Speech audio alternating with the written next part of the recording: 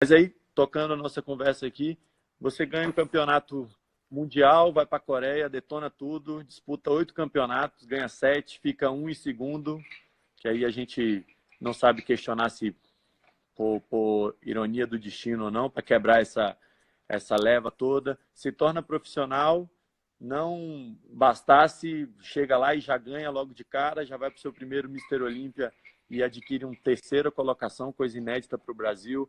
Como é que foi essa transição? Como é que você chegou a essa excelência tão rapidamente? Quem estava com você por trás nesse momento? Era mais artístico mesmo? Era mais graças à cultura dos peixinhos que você foi chegando lá? Como é que foi até lá? Então, Gustavo, quando eu venci o meu primeiro campeonato profissional em Pittsburgh, eu lembro que o Flex Wheeler foi me entrevistar na época pela RX Muscle, RX Muscle, né? E ele fez uma pergunta assim, onde tu estava escondido esse tempo todo? Porque eu já cheguei vencendo, né? Aí eu falei para ele até em inglês, mas foi engraçado que muita gente riu, que eu falei assim, é, is my first show, but not, but is my first pro show, but is not my first show. Aí todo mundo riu pra caralho da minha cara. E só que eu queria dizer que era o meu primeiro campeonato profissional, mas que não era o meu primeiro campeonato. E que eu me sentia merecedor daquilo. Eu não era arrogância, não era nada disso, era um excesso de confiança, até por tudo que eu vivenciei para chegar ali.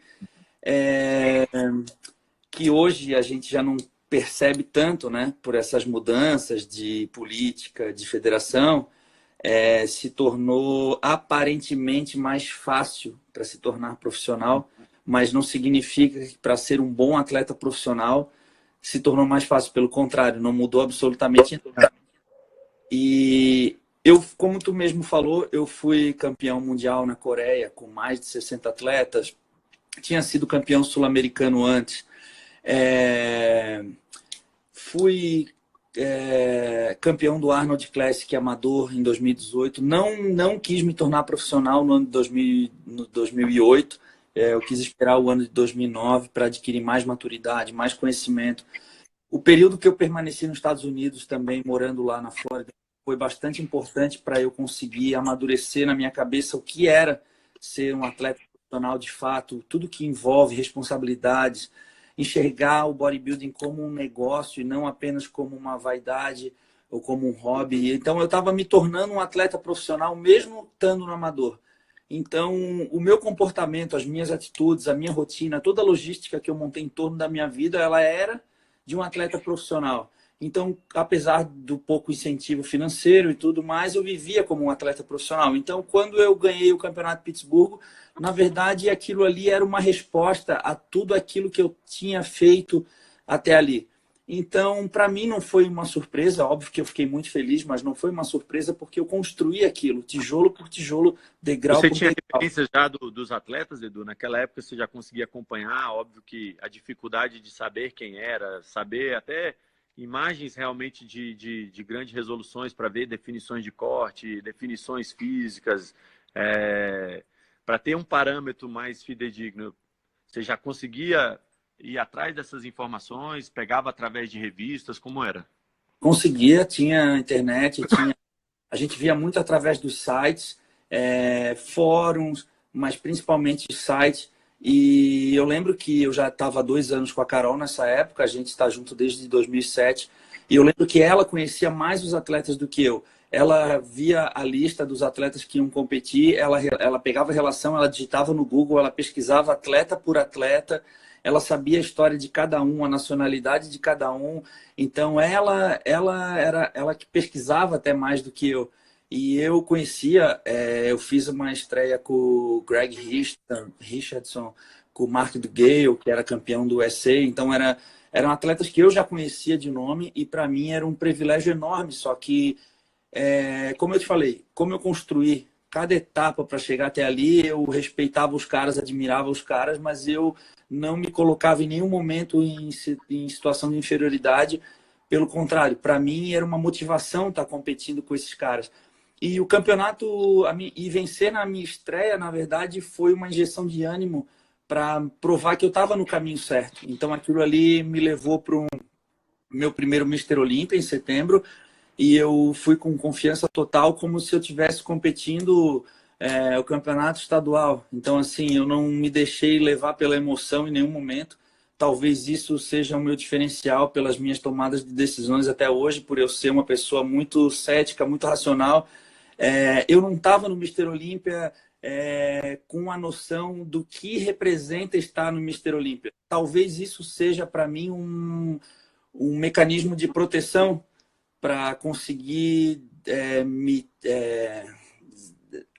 abster dessa responsabilidade de tudo que envolve, né, ser um representante, um participante do Mister Olímpia. Então, sempre foi uma coisa muito pessoal minha de encarar as competições com pouca importância, apesar de serem competições com muita importância.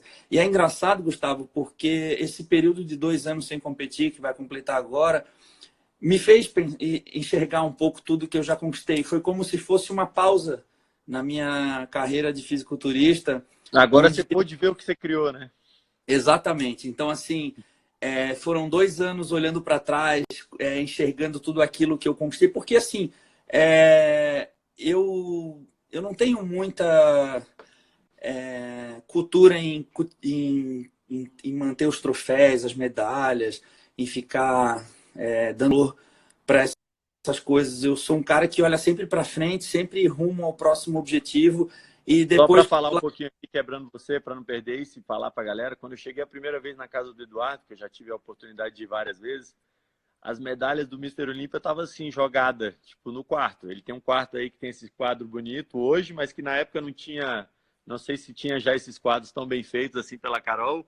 Os quadros estavam pela casa, tipo, tinha um troféu ali de 2009, esse é de 2009, esse aí foi o que eu fui campeão de não sei o que, jogado assim. Esse aí foi que eu ganhei o Best Condition, tipo, tá aí, fica aqui. Esse é o que eu achei mais bonitinho, eu guardei as medalhas. E aí teve até um episódio que foi, para mim, foi marcante. Foi no dia que você, só pulando um pouquinho mais para frente, que você vira e fala assim, pô, eu fiquei em segundo, fiquei até chateado, não sei o que, eu tinha perdido o primeiro, e aí alguém vira para você e pergunta, e aí, Edu, quanto que foi o prêmio que você ganhou? Aí você falou, prêmio? O cheque, quanto? Porra, nem vi o cheque, eu perdi, nem animei, eu acho que era 30, 40 mil dólares, era uma coisa assim, não é uma coisa significativa, ou seja, tinha acabado de ganhar um carro, uma Mercedes zerada, e ele não sabia nem o valor que ele tinha ganho.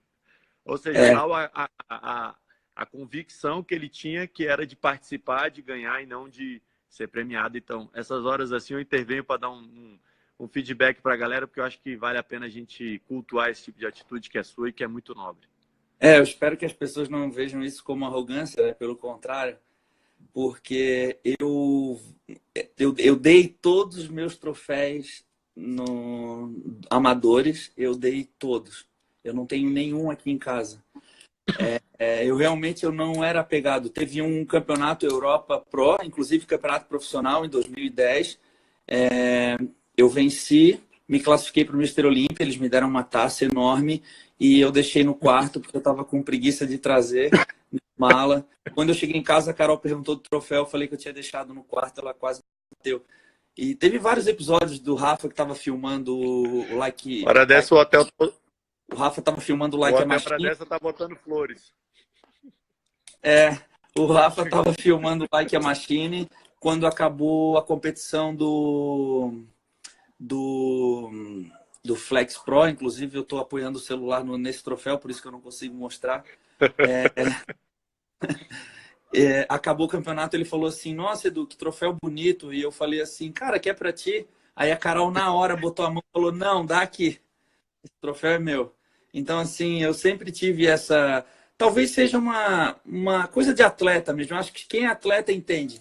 A Gabi Garcia, ela faz uma coisa um pouco parecida. Ela enfia as medalhas dela tudo numa gaveta e nem olha.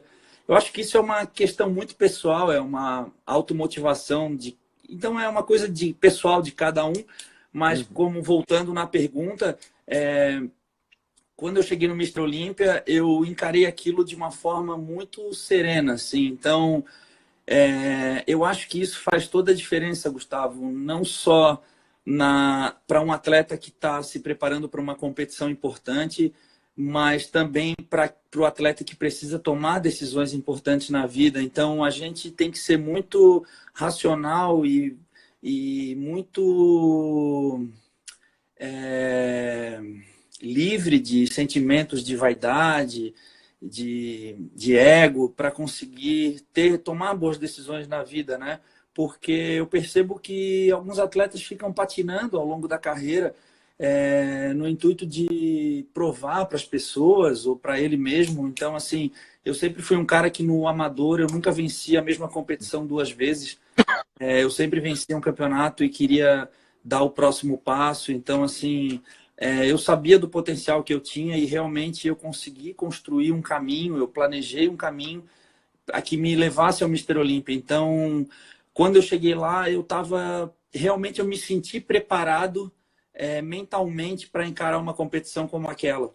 Por incrível que pareça, hoje, com o Instagram e tudo mais, eu me sinto muito mais pressionado do que naquela época, porque eu ia lá, competia o Mister Olímpia, depois de 3 meses saía na revista, o pessoal ia ver nas bancas depois de 2, 3 meses as fotos, resultados e tudo mais. Hoje, com o mundo muito mais... As mídias sociais tornam isso muito mais dinâmico, né? Tu sai do palco, as pessoas já sabem imediatamente o resultado, transmissão ao vivo e tudo mais. Óbvio que isso tornou a coisa muito mais interessante, só que para mim, atleta, isso é uma dificuldade bastante grande até hoje de conseguir. Talvez esses últimos 2 campeonatos eu fiquei um pouco mais estressado nesse sentido e ter que lidar com a questão de lesões e tudo mais e ter que não conseguir esconder isso de alguma forma, né? Porque foram os 2 últimos anos de competições foram realmente terríveis para mim e eu tive que fazer isso de uma maneira um pouco maquiada, né? Para não me depreciar também, né? Então foi bastante desafiador para mim, assim. Mas agora, novos rumos, né?